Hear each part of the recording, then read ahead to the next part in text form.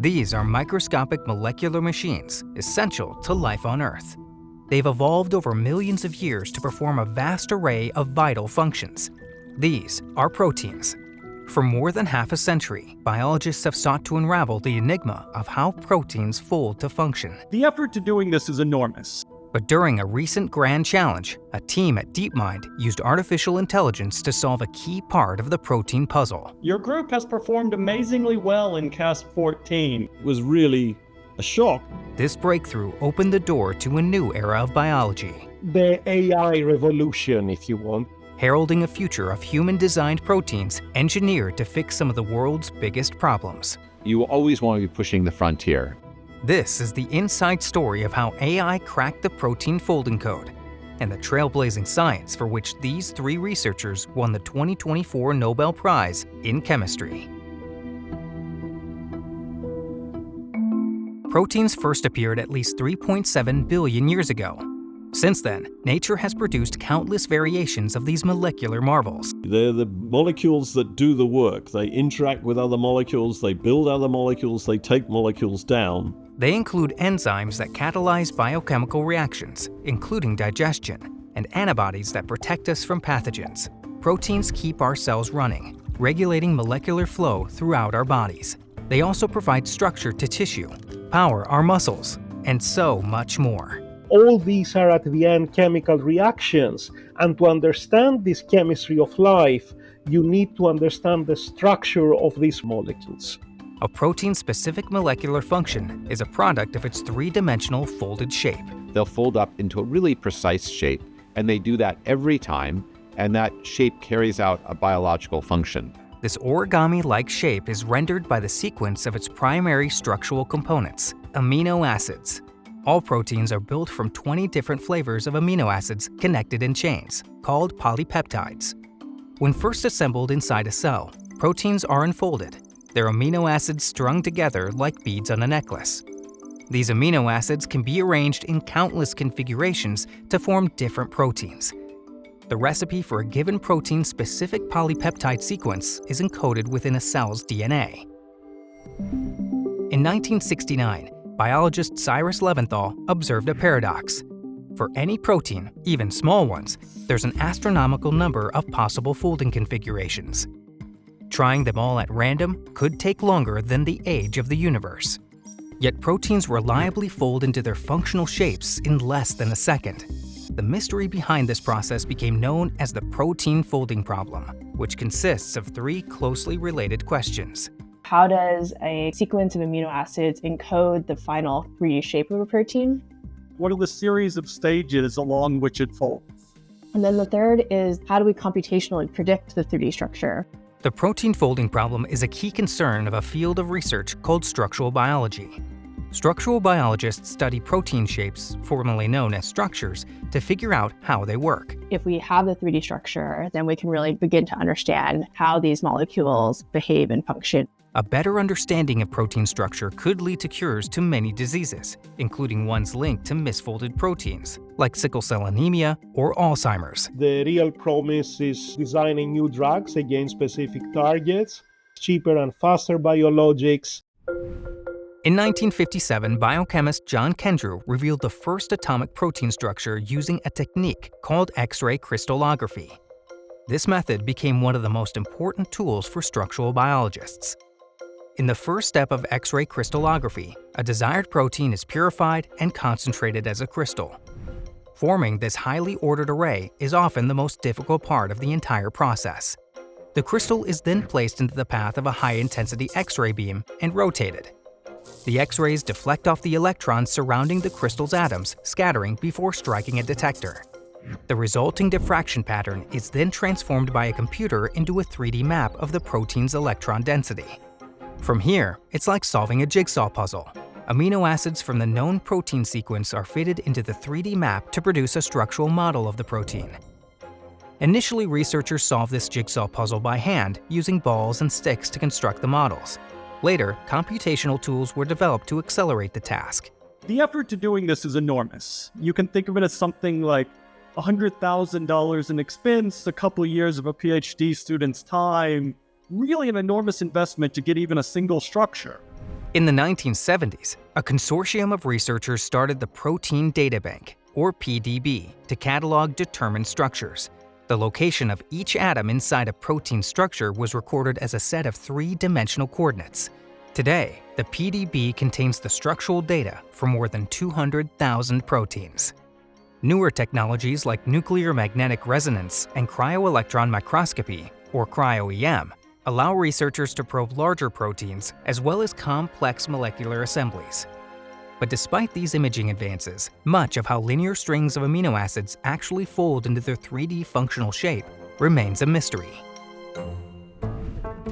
In the 1960s, biochemist Christian Anfinsen deciphered a key piece of the protein folding puzzle. He later won a Nobel Prize for his discoveries. In a series of experiments, he denatured proteins in solution, causing them to unfold and stop working. When he reversed the conditions, the proteins refolded to their native shapes, restoring their functions. Anfinsen's research revealed that all of the information for a protein's three-dimensional structure and the folding steps to reach it are encoded solely in the biochemistry of its string of amino acids. That would suggest you didn't need any other biological machinery to go from the unfolded to the folded state. That implies you could use computational methods to get from one to the other. All 20 different amino acids share a set of molecular features: a central carbon atom with 3 groups attached, a positively charged amine group, a negatively charged carboxyl acid group, and a hydrogen atom. Also attached is a variable side chain called an R group. The R group gives an amino acid its unique biochemical function. The protein's linear backbone, or primary structure, forms when an amine group from one amino acid reacts with the carboxyl group of another. This creates what's called a peptide bond. From here, a protein follows a series of steps down the folding pathway. At first, linear polypeptide chains interact locally. A protein, when it's folding, is searching for its lowest energy state. So that's like true for any physical system. The backbone twists and folds to form 2 main secondary structures. Alpha helices are coiled sections of the backbone, while beta sheets are formed from linked adjacent amino acid strands. Both are held in place by hydrogen bonds. Next, proteins fold into more complex tertiary structures, driven largely by the amino acid side chains. These R groups have different chemical properties, and their interactions with each other and their environment both direct the folding process and stabilize the folded shape. The chain can fold up into a compact structure where essentially every one of the amino acid building blocks has an environment it energetically likes, and so this becomes a stable object. Some polypeptides combine with others to form a larger complex known as a quaternary structure. Once folded into their final or native formation, proteins bind to a specific target molecule like a lock and key to perform their biochemical function. People have said that biology is becoming a computational science, and this is certainly true. I think that you can't deal with the complexity of biological systems without a lot of computational infrastructure. By the 1990s, advances in computer technology accelerated the process of identifying protein structures using X-ray crystallography. In the early 90s, we could get maybe 100 structures every year in the whole world. And by the end of the 90s, we could get 100 structures almost every month. Some researchers sought entirely new computational approaches to accelerate the process even further. That was sort of predicated on the idea that fundamentally, even though we didn't understand it, there was something simple about the problem.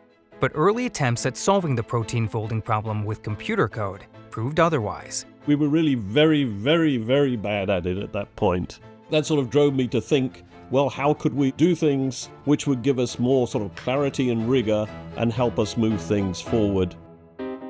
So John Molt co-founded a community science experiment, what would become the biannual Critical Assessment of Structure Prediction Challenge, or CASP. The idea of CASP is very simple. We ask the experimentalists, what is it you've just solved? Amino acid sequences for unpublished newly identified protein structures are then passed to computationalists for prediction. And we can compare the two. Based on how closely the prediction matches the experimentalist's structure, the results are given a score on a scale of 0 to 100. Criterion for many years has been we need to get to 90. At the first CASP challenge held in 1994, the computationalists didn't do so well. it was found that nobody could predict protein structure. They would get it completely wrong. This respected experimentalist stood on the stage and sort of rolled about laughing. Look at how silly you guys are. We would joke like, oh, well, we still have a job for another 10 years. The CASP challenge nevertheless had an immediate impact. Kind of organized the community around this one metric and enabled us all to see what worked and didn't work. For biochemist David Baker, the CASP-1 outcome was a source of inspiration. It meant this problem I was really interested in was kind of wide open. So Baker's lab got to work. We devised experiments to probe what the actual folding process was. There was a school of thought that if we could understand how nature did it, that would suggest some algorithms we could use computationally to make the same kind of shortcuts. Baker's team then engineered what they discovered into a computer program called RoseTTA. RoseTTA is a physical model in which we try and mimic the process of actual folding. There's a lot of these fine-grained interactions between these atoms, and you need to simulate them all perfectly. Each part of the chain is sampling through different possible states, trying to find a combination where everything fits together. By the time of the fifth CASP in 2002, many researchers were asking the same question as Baker. Can you use physics-based methods to sort of home in again on atomic accuracy? And we saw a lot of encouraging progress on that. But after more than a decade without a significant breakthrough, a new computational tool called deep learning arrived on the scene. Wow. Folks, you saw history made here tonight. A deep learning algorithm designed by DeepMind, an artificial intelligence company owned by Google, accomplished what was once thought impossible. Its AI beat a human grandmaster in the highly complex game of Go. We're very early days in development of AI, but there are still many unsolved problems. After successfully mastering Go and several other games, DeepMind's founder, Demis Hassabis, sought new challenges. During the Go match, Hassabis flashed back to college, playing an interactive computer game called Fold It. Fold It was designed by David Baker's lab so that anyone could try their hand at the protein folding problem. Demis Hassabis has been interested in the problem for a long time. He wondered, could DeepMind engineers who knew nothing about biology design an AI to fold proteins? What are we doing still to improve? In 2017, theoretical chemist John Jumper joined the DeepMind team.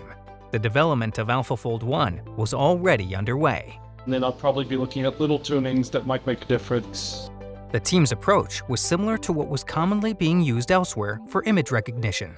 Pretty standard machine learning, and then built the protein knowledge in a system wrapped around it. So we had kind of proteiny inputs, we had proteiny outputs. After training their system on the 136,000 structures in the protein databank at the time, DeepMind was ready to compete against the protein scientists. In 2018, DeepMind entered CASP-13. While they weren't the only team using deep learning, AlphaFold's protein structure predictions came out on top. It did make a very large difference to the accuracy of the structures. It was better than anything else, but it was still not that brilliant. We were the best team in the world at a problem the world was not very good at. We need to double down and go as fast as possible from here. So the intention is to enter CASP again. For the DeepMind team, it was back to the drawing board. So we redesigned the core components of the neural network, the insights in terms of the physics of proteins, the evolution of proteins. The new algorithm, AlphaFold 2, works like this. A protein's amino acid sequence is entered into the system. The algorithm then searches several genetic databases for similar protein sequences found in other organisms. These related sequences are aligned in an array to create a representation called a multiple sequence alignment, or MSA. The MSA contains information about the evolution of the protein across different organisms. Next, AlphaFold generates a matrix to encode the spatial relationships between every pair of amino acids in the target sequence, called a pairwise representation. You can generate a two-dimensional image of which bits of the folded protein are near to each other. This matrix can be thought of as a two-dimensional map of the protein's 3D shape. The MSA and pairwise representations are then entered into the evoformer module, which is a powerful neural network called a transformer. The evoformer uses a technique known as self-attention to efficiently extract meaningful information while dynamically updating the data. So we're setting up a conversation between the evolution of the protein and what we believe about the geometry of the protein. The refined pairwise information is then passed into another transformer called the structure module, which calculates the geometry at play to produce an initial guess of the protein's folded structure. This prediction is then refined by cycling it through the whole algorithm before producing a final output. AlphaFold also reveals a score of how confident it is in its predictions of different parts of the protein structure. CASP-14 returned in 2020 during the pandemic, with everyone on lockdown. The DeepMind team put their new prediction algorithm to the test. This diagram you've got here, John, is this one we've done badly on? We're actually quite good on this region. Months later, the results finally started rolling in. Many of AlphaFold 2's predictions received a score of 90 or higher. It was really a shock. You're looking at these things and say, can it really be that good? What's going on here? I'm going to read an email from John Malt. Your group has performed amazingly well in CASP-14, both relative to other groups and in absolute model accuracy. Congratulations on this work. There were multiple factors to AlphaFold 2's success. A key one was the engineering of the new algorithm. We kind of built some of our understanding of proteins into it, what's called inductive bias in the language of machine learning. It learned extraordinarily rapidly from data. And the protein data bank provided a data set that was particularly well suited for training an AI.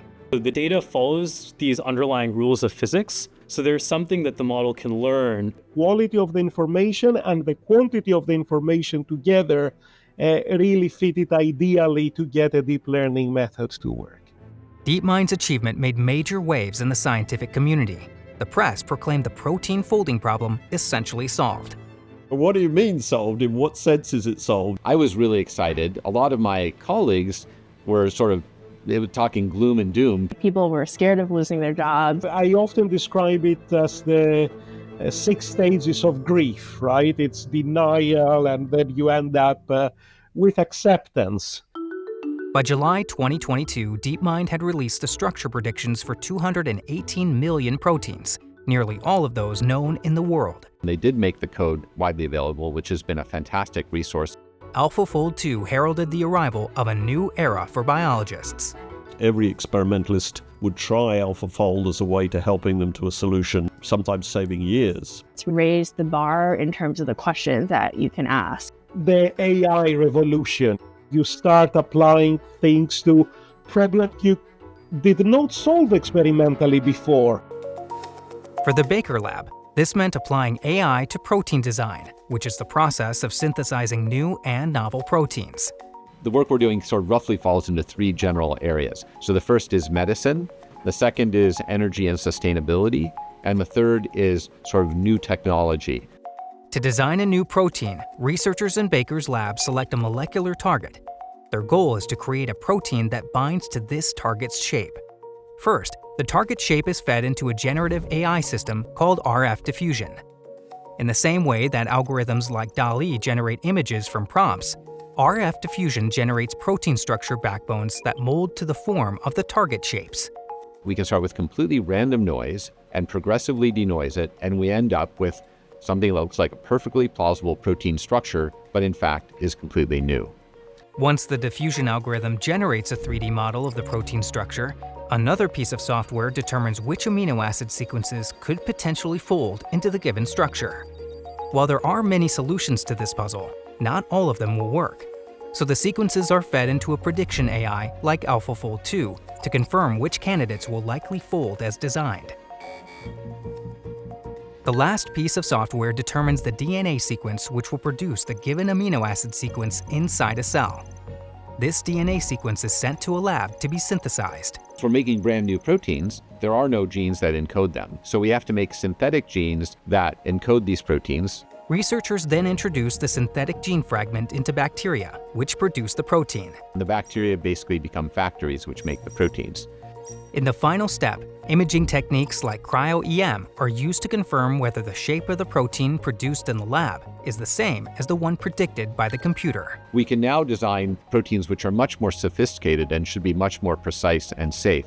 Beyond medicine, we're working on improved methods of capturing sunlight and doing things with that energy. We're working on improved methods for degrading toxic compounds. While the suite of new AI protein folding prediction tools have transformed many aspects of biology, their applications are limited. They only predict the structure of proteins. But in reality, proteins don't function in isolation. But what we kind of left unanswered was, well, how do proteins talk to the rest of the cell, right? These are the machines of the cell. They do lots of really, really important stuff in the cell. Inside a cell, proteins interact with a host of different molecules, including DNA, RNA, and metals. To really study biology, we need to understand how those molecules play into the picture as well.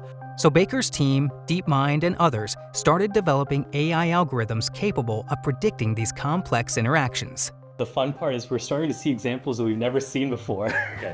The spring of 2024 saw the release of the next generation of AI prediction tools.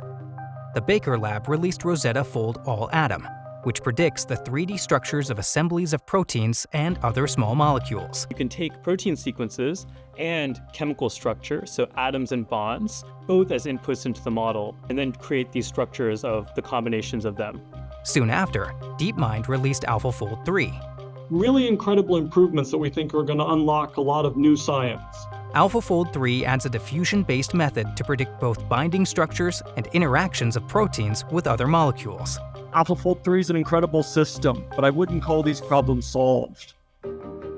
In this new age of computational biology, one fueled by AI, the organizers of CASP have had to rethink the future of the challenge. 2020, with the AlphaFold results, some people said, well, you're done then, right? Maybe Molt will finally go away and shut up. But of course, from our point of view, it's actually a very exciting expansion time in CASP. You always want to be pushing the frontier. At a time of technology transition, it's a very intense time. For me, it's been tremendously exhilarating. In October 2024, David Baker, John Jumper, and Demis Hassabis shared the Nobel Prize in Chemistry for their work related to protein structure prediction and design. I mean, there's so much more to be understood. It's the beginning.